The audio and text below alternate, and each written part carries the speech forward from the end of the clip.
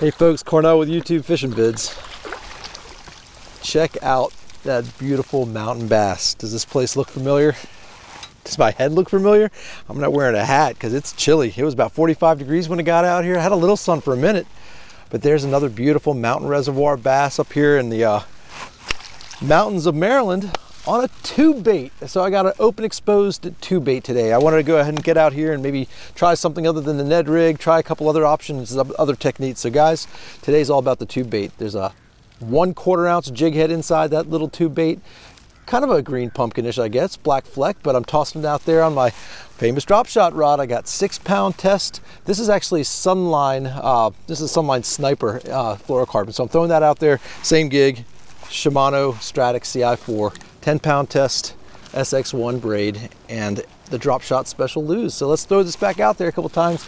I'm spraying it up with some crawfish scent, so it's probably helping a little bit, but way out there, letting it drop. Drag it, pop, pop. Hopefully you'll get another bang.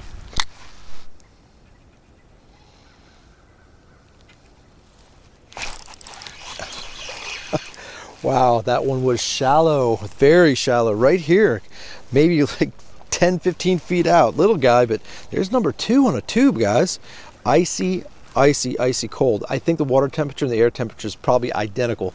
High 40s. I think it's under 50-degree water temperature out there. It's probably not even 50 degrees with this cloud cover right now. So folks, if you guys want to do some shoreline fishing and you're worried that you have to put up your stuff, don't do it. Get out there. If there's not ice on your water and it's cold, just get out there with some real finessey stuff, lighten up your lines and cast out deep and crawl it up the bank. Crawl it up the banks. If you have a dam situation, excuse me, I'm talking.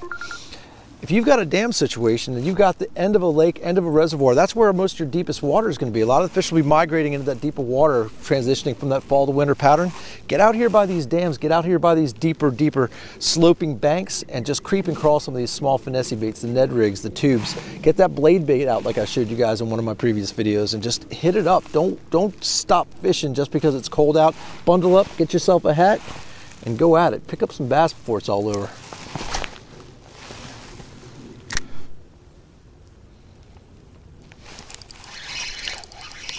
Awesome. Wow, that is so cool. Not a bad one either. Not a bad fish. Look at the colors on them. Look how this clear water and this icy cold water has these fish looking. Look at the belly on that fish too. That's back-to-back cast, guys. That's a dink to this fish. I think in between the first fish and that little dink there was maybe 5 or 6 casts. So see how awesome that is, guys? That is such a great gig from the shoreline. Couldn't even come close to doing that at my local lake from my little boat recently, but here I am on the shoreline crushing them. That's so fun. All right, let's see if we can handle a couple more out of here. I'm doing nothing more than the same thing I was doing with the Ned rig, guys. This is just another crawfish imitator. So it's really small. It's an itty bitty little morsel.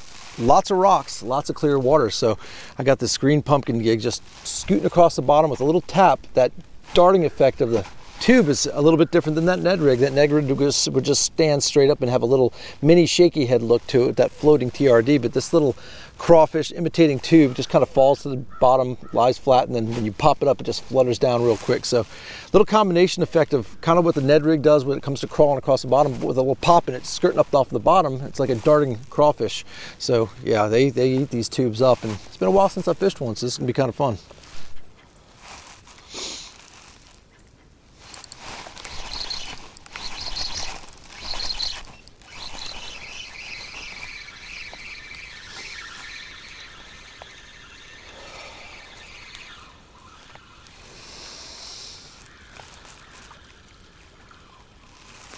Ooh, that's a little one.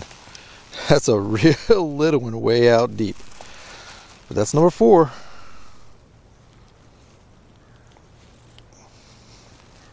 Itty bitty.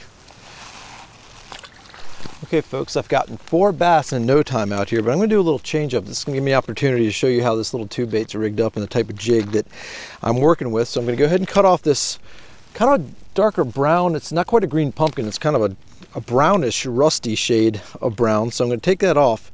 If you look behind me, if you can see it well, it's maybe hard to notice, but it's kind of a light tan, sandy, gravelly bank here. And that means I'm trying to emulate the crawfish that might be creeping and crawling around here. It's so clear and it's such a light bite that I'm really thinking if I can lighten up the color of this tube and have it almost camouflage and match the bottom, that those bass will see something barely creeping. They can't make it out.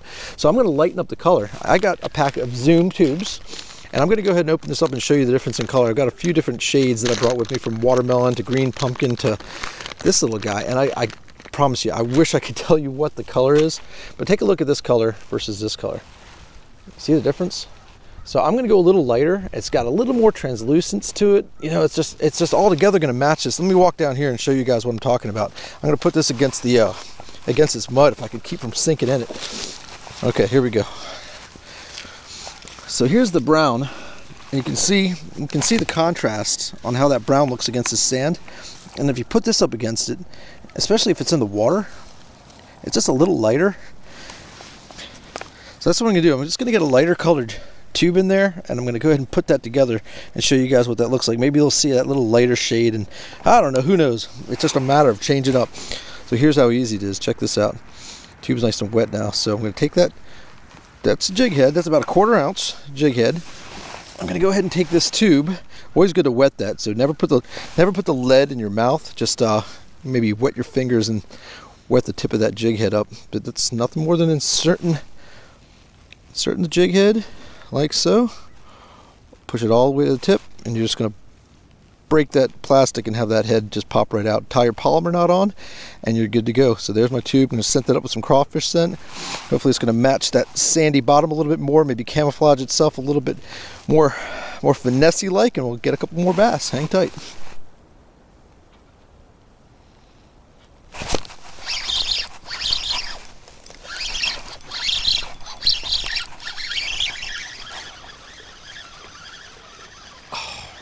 Awesome, awesome, awesome surfing in here. These guys are so lethargic when they're cold. Look at that, guys. Another beautiful fish. And I probably have, before these park rangers come down here to kick me out, maybe 8 minutes before sunset. And these parks close at sunset. And I got my sign out bass. That's number 5. How cool is that, guys? I darkened up the color. I actually bumped up the rig. I was throwing it on my drop shot rod.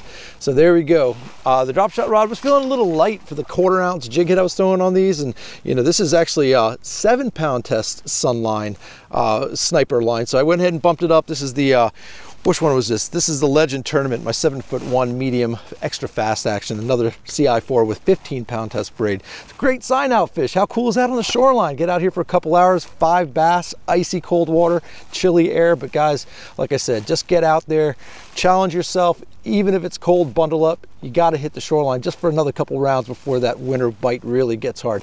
So guys, as always, I appreciate you joining me. As always, I truly appreciate you subscribing. Until we meet again, over and out.